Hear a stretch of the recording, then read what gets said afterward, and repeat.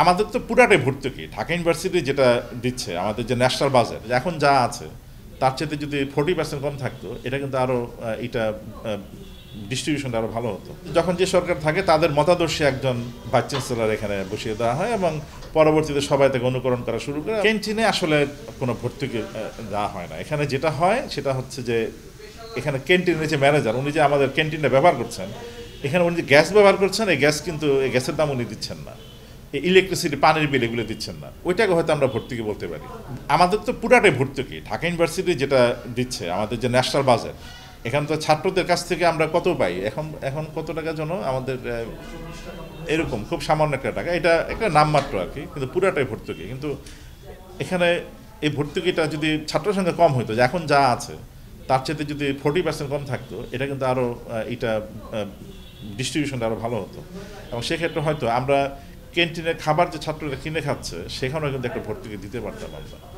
যে ছাত্ররা যে খাবার খাচ্ছে হয়তো 50 টাকা দাম যদি হয়, এই খাবারের দাম যদি 60 টাকা হয় বা 65 টাকায়, অনেকটা মানটা কিন্তু বাড়বে। এই 15 টাকা যদি আমরা দিতে পারতাম, আরও ভালো মানের খাবার দেওয়া যেত।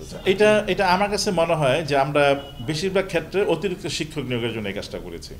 আমরা ছাত্রদের শিক্ষার মানের কথা চিন্তা করি নাই। আমি ব্যক্তিগতভাবে মনে করি ঢাকা বিশ্ববিদ্যালয়ে এক একটা বিভাগ 40 থেকে 50 জন ছাত্র ভর্তি করবে, এরা বাংলাদেশের সর্বোত্তম শিক্ষাটা পাবে এবং এরা এই জাতি এবং দেশ গঠনের ভূমিকা রাখবে।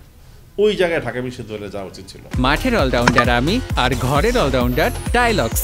টাইলক্স টয়লেট ক্লিনার, ক্লিন মানেই টাইলক্স। এখানে সবার আগে আমাদের শিক্ষকদের কাজ করতে হবে এই জায়গাটা, যে আমরা আসলে এটা চাই কিনা ঢাকা বিশ্ববিদ্যালয়কে ওই জায়গায় নিয়ে যেতে। এবং আমার কাছে মনে হয়েছে যে শিক্ষক রাজনীতি এর পথে একটা অন্তরায়। আমরা যেভাবে শিক্ষক রাজনীতি করেছি, বিশেষ করে 90-এর পর থেকে, এটা আমাদের সাহায্য করে নাই কোনো অবস্থাতে। পৃথিবীর প্রতিটা বিশ্ববিদ্যালয় কিন্তু তাদের প্রতিটা বিভাগের নিজস্ব একটা স্বাধীনতা, যে তারা মনে করে কোন লোকটাকে আমরা শিক্ষক হিসেবে নিব, আমার বিভাগ বা আমার ছাত্রদের জন্য সে কতটুকু সুবিধা সে তৈরি করবে, এটা থাকে। কিন্তু আমাদের পাবলিক বিশ্ববিদ্যালয়গুলোতে নিয়মটা হচ্ছে যে যখন যে সরকার থাকে তাদের মতাদর্শী একজন ভাইস চ্যান্সেলর এখানে বসিয়ে দেওয়া হয় এবং পরবর্তীতে সবাই থেকে অনুকরণ করা শুরু করে, এবং ওনার যে চাপিয়ে দেওয়া নিয়মকানুন, এবং অনেক ক্ষেত্রে আমরা দেখেছি যোগ্যতা নাই এরকম শিক্ষক হয়েছে, কারণ উনি ওই সরকারের মতাদর্শে বিশ্বাসী, এবং এটা আমাদের শিক্ষার মানকে অনেক নিচে নামিয়ে দিয়েছে। এবং এদের যে শুধুমাত্র যে একাডেমিক সমস্যা আছে, তার আচরণগত সমস্যাও আছে। ডিন ইলেকশন একটা ভোট বাড়ে, আমার সমর্থন বাড়লো, শিক্ষক সমিতিতে আমার মতাদর্শের টিচাররা সংখ্যাগরিষ্ঠ পদগুলো নিয়ে নিবে এবং সরকারের পদলোহন করবো আমরা, অবশ্যই ক্ষতি হচ্ছে, শিক্ষার মান কমে যাচ্ছে। এখন যেমন আমাদের শিক্ষকদের যেগুলো কাজ না, আপনারা দেখবেন যে গত 20 বছরে বিভিন্ন মিডিয়াতে আমাদের পাবলিক ইউনিভার্সিটির শিক্ষকরা সরকারের পক্ষে একদল বলছে, সরকারের বিপক্ষে আরেক দল বলছে, এবং এদের বেশিরভাগেরই কোনো গবেষণালব্ধ কথা না এগুলো।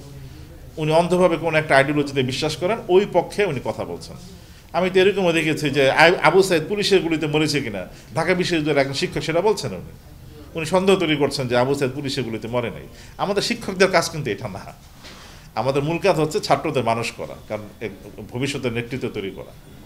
ওই জায়গাটা আমরা নিয়ে গেছি ইউনিভার্সিটি।